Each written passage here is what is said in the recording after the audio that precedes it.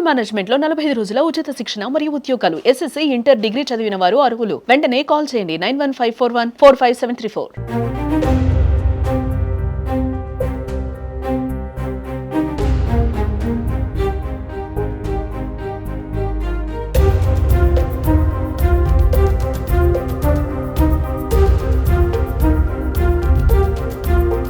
Welcome to Suman TV. నేను మీరు ఇవ్వండారి. మీకు ఒక రియల్ స్టోరీ అనేది ఒక స్టోరీ మీకు చూపించాలనుకుంటున్నాను. మనకి జనరేషన్ గడుస్తున్న కొద్దీ మిషనరీస్ అనేవి బాగా అలవాటు అయిపోయినాయి కదా.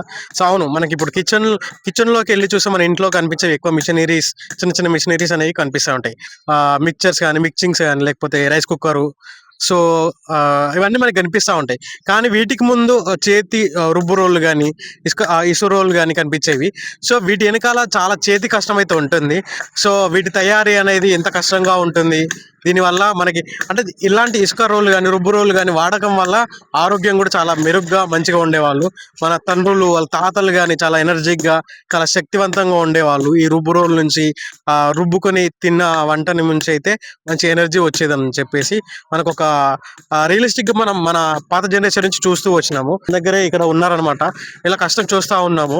అండ్ రోజంతా ఎంత కష్టపడుతున్నారు, వాళ్ళకు మిగిలే రోజు కూలీ ఎంత, వాళ్ళకి మిగిలే డబ్బు ఎంత, నెలసరి వచ్చేసరికి వాళ్ళకి ఎంత డబ్బులు మిగులుతా ఉంది ఏందనేది వాళ్ళతో మాట్లాడదాము. సో చూస్తున్నారు కదా, మనకి ఇక్కడ ఇసురాలు కానీ, రుబ్బు రోలు కానీ మనకి కనిపిస్తూ ఉన్నాయి. ఆయన కష్టపడతా ఉంటే మనకి అర్థమవుతుంది. సో ఈ కష్టం వెనకాల వాళ్ళకి ఎలాంటి పెయిన్ ఉంటుంది, వాళ్ళకి ఎంత డబ్బు వస్తుంది, సో మరి అనేది వాళ్ళతో మాట్లాడి ఒకసారి అయితే తెలుసుకుందాం. మీరు ఇప్పుడు ఇంత కష్టపడుతున్నారు కదా, అంటే ఇప్పుడు మీకు ఇవి అమ్ముడుపోతున్నాయి. ఇప్పుడు అన్ని రైస్ కుక్కర్ కానీ, మిక్చర్స్ కానీ చాలా వచ్చినాయి, చాలా రకాలుగా వచ్చినాయి, అన్ని మిషనరీస్ ఉన్నాయి ఇప్పుడు. సో ఇప్పుడు రుబ్బు రోలు కానీ, ఇసుక రోలు కానీ, ఇసురు రోలు కానీ తీసుకుంటున్నారు. అసలు ఏంటి దీని గురించి మీరు ఏం చెప్తారు? రోళ్ళు ఇసురాళ్ళు తీసుకుంటారు. నాకు పింఛన్ లేదు, మాకు ఇల్లు లేదు, జాగా లేదు, భూమి లేదు. పేదోళ్ళని ఎంత చేసినా మా పిల్లలకు మాకు కూటికి సరిపోతుంది. మీ పేరేం పేరు? నా పేరు ఓర్సెడ్రయ్య. మీ ఊరు, మీ ఊరు కానీ, మీ తల్లిదండ్రులు కానీ ఏంటి అసలు మీకు మీ గురించి చెప్పండి. కరీంనగర్ ఇంద్రమ్మ కాలనీ. ఇప్పుడు ఎన్ని సంవత్సరాలుగా ఈ వ్యాపారం అనేది చేస్తున్నారు మీరు? 20-30 ఏళ్ళ ముసలోడు అయినా, ముసలోడు అయిపోయినా. ఇక లాస్ట్కు నాకు కార్డులు లేవు, ఏ పింఛను లేదు, ఓటాకు లేదు, ఏది లేదు. ఎవరి దగ్గర పోయినా పట్టించుకుంటారు. మీకు ఇప్పుడు ఈ వ్యాపారం రోజుకి ఎన్ని తయారు చేస్తున్నారు, ఎన్ని అమ్ముడుపోతున్నాయి, మీకు రోజు కూలీ ఎంత వస్తుంది, డబ్బులు ఎంత వస్తుంది? 5 రూపాయలు వస్తుంది. కొత్త అంతా కూర్చుంటే వస్తే వస్తుంది, లేకపోతే లేదు. అంతే. ఒక రోజు తప్పి ఒక రోజు, 3 రోజులకు ఒకసారి అవే బియ్యం కొనుకొచ్చుకుంటారు.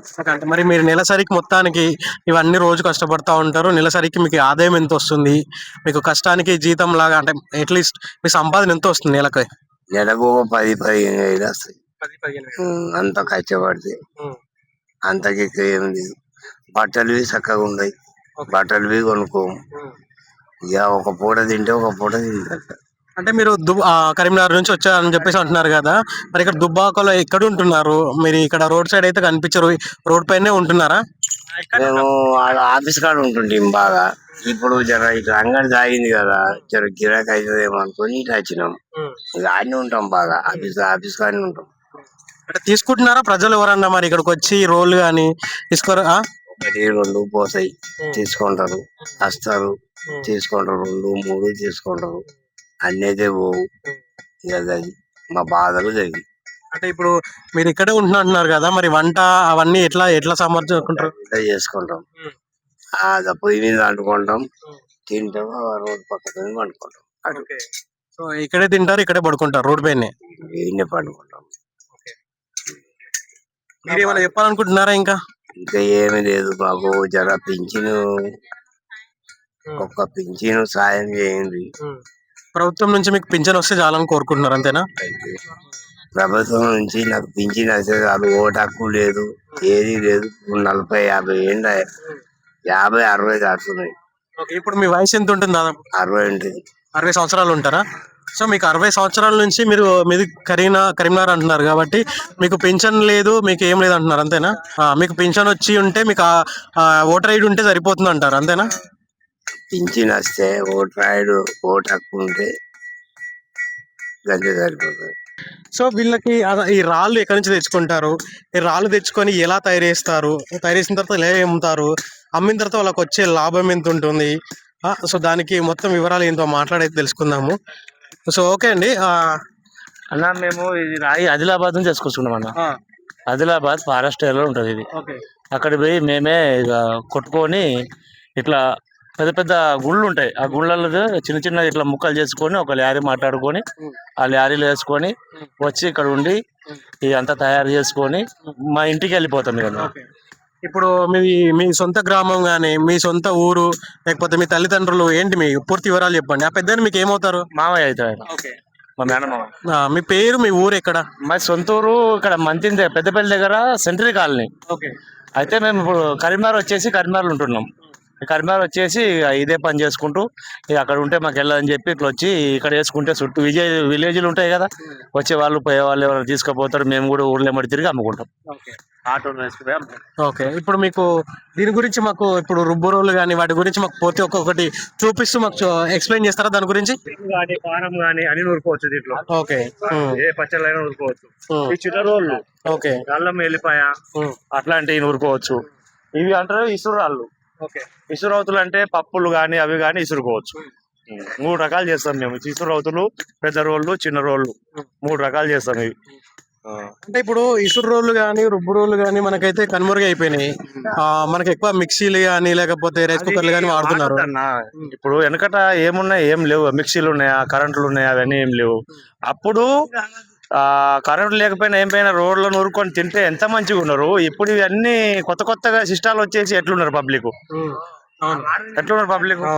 సో దీని గురించి ఈ రోగం అంటూ ఏది ఉన్నా దీంట్లో మనం నూరుకొని తినడం కానీ, మసాలా ఎప్పటికప్పుడు నూరుకొని తినడం కానీ చాలా మంచిది, ఆరోగ్యం కూడా మంచిగా ఉంటుంది. ఓకే, సో ఇప్పుడు మీరు రోజుకి అంటే మీకు సంపాదన ఎట్లా వస్తుంది, ఎన్ని అమ్ముడు పోతున్నాయి, ఎంతగా అంటే బిజీగా ఇప్పుడు మీరు అక్కడ నుంచి కొనుక్కొచ్చుకుంటారా లేకపోతే మీరు మీరే? అక్కడ మేము ఫారెస్ట్ ఏరియా ఉంటుంది, అక్కడ పోయి జేసీబీతో తీసుకొని కొట్టుకొని కిరాయి డీసీఎం కానీ లారీ కానీ అట్లాంటివి మాట్లాడుకుంటాం. ఒక కిరాయి వచ్చేసి 50,000 60,000 ఉంటది. అక్కడ మేము ఇట్లాంటివి మొత్తం చేయాలన్నా మేము ఇక్కడ నుంచి పోయిన కాడ నుంచి మొదలు పెడితే 10-20 రోజులు 20 రోజుల దాకా ఇక మా తిండి కానీ అవి కానీ ఇవి కానీ 1,00,000 రూపాయల దాకా ఖర్చు వస్తుంది మొత్తం. మరి మీకు ఎట్లా నెల వచ్చేసరికి ఎంత వస్తుంది, మీకు ఎంత సంపాదన వస్తుంది? ఏంటంటే మేము ఎవరు చేయి కిందికి పోము, ఒకళ్ళ కాడి పోయి బాధపడము. ఏదో ఉన్నంత మాత్రంలో మేము మా పని మేము చేసుకొని మా జాగాలో మనం పిల్లలు మా కుటుంబం పోషించుకునే అది పోషించుకుంటాం. అంటే మీరు 1,00,000 వరకు మీకు ఖర్చు వస్తుందని చెప్పారు కదా, మరి మీకు ఏమన్నా మిగులుతుందా లేకపోతే ఎట్లా? మిగులుతాయన్న, మిగలకుండా చేయలేం కానీ రోజు వచ్చేసి 1,500 2,000 అట్లా దొరుకుతాయి. కాకపోతే ఖర్చు పోను ఒక 1,000 రూపాయలు మిగులుతాయి రోజు. సో చూస్తున్నారు కదండి, బేసిక్ ఏంటంటే మనకి డైలీ యూజర్స్ లో మిషనరీస్ కానీ రైస్ కుక్కర్స్ కానీ సో లేకపోతే మిక్సింగ్ కానీ చాలా రకాలుగా వాడుతూ ఉంటాము. అవును, మన తల్లిదండ్రులు కానీ మన పేరెంట్స్ కానీ సో గ్రాండ్ పేరెంట్స్ కానీ మనకి ఈ రుబ్బు రోల్లో కానీ వీటిలో చేసుకున్న వంటలు అంటే వీటిని దంచుకొని రుబ్బుకొని తిన్న వంటలతో వాళ్ళకు ఒక ఎనర్జీ, ఒక శక్తి, ఆరోగ్యంగా ఉండేవాళ్ళు. సో ఇప్పుడు అంతా కనుమరుగైపోయింది. మన కిచెన్లోకి వెళ్తే మొత్తం మిషనరీస్, చిన్న చిన్న థింగ్స్ నుంచి చిన్న చిన్న కత్తుల నుంచి కానీ చిన్న చిన్న స్పూన్స్ నుంచి కానీ, ఈవెన్ దో మనకి రైస్ కుక్కర్లో ఒక ప్లాస్టిక్ స్పూన్ ఉంటుంది. సో అలాంటి మనం వాడడం వల్ల మనకు ఒక ప్లాస్టిక్ యూజ్ చేయడం వల్ల మనకు ఒక ఎనర్జీ కానీ లేకపోతే మన ఆరోగ్యం అయితే పూర్తి ఖరాబ్ అవుతుంది. సో అనారోగ్యంగా పాలవుతున్నాం. సో రకరకాలుగా రోగాలు వస్తున్నాయి. మన సుమన్ టీవీ నుంచి, మన సుమన్ టీవీ ద్వారా ఆయనకి ఒక చిన్న ప్రయత్నం అయితే చేస్తున్నాము. ఆయనకి ఓటర్ ఐడితో పాటు ఆయనకి రావాల్సిన పెన్షన్, ఆయనకు దాదాపు 60 సంవత్సరాలు ఉంటానని చెప్పేసి చెప్తా ఉన్నారు, బాధపడతా ఉంటున్నారు. నాకు ఇప్పటికీ ఒక పెన్షన్ అయితే రావట్లేదని చెప్పేసి చెప్తా ఉన్నారు, బాధపడతా ఉన్నారు. సో దయచేసి కరీంనగర్ పొలిటీషియన్స్ ఎవరైతే ఉంటారో ఆయనకు ఓటర్ ఐడితో పాటు ఆయనకు ఒక పెన్షన్ వచ్చేలాగా ఉంటే ఆయనకి ఈ వయసులో చాలా యూజ్ అవుతుంది ఆ అమౌంట్ అనేది.